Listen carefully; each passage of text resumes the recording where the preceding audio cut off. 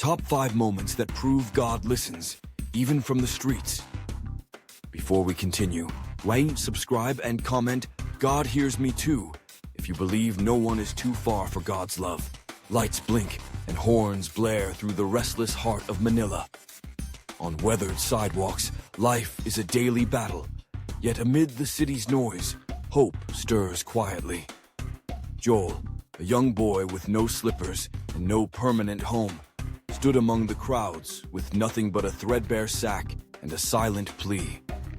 He didn't ask for much, only a piece of cloth to shield him from the night's cold.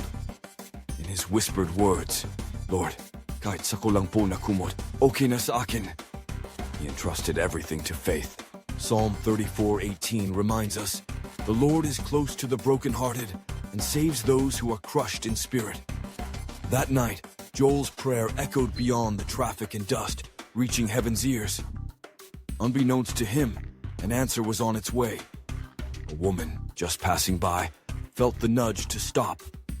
She offered Joel a warm meal and, seeing his gentleness, connected him to a nearby canteen.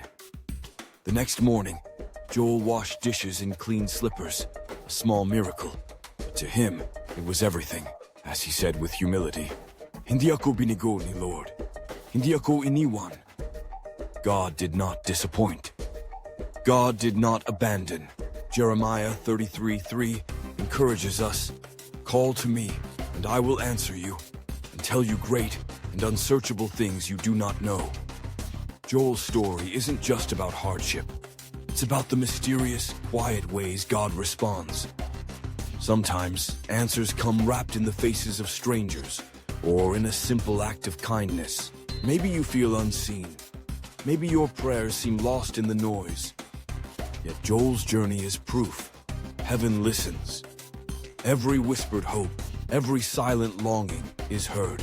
From Manila's busy streets to homes around the world, God's presence connects us all. This is Street View PH, bringing you stories of purpose, hope, and faith from every corner. If you believe no one is too far for God's love, like, subscribe, and share. Drop a comment. God hears even my quietest prayer.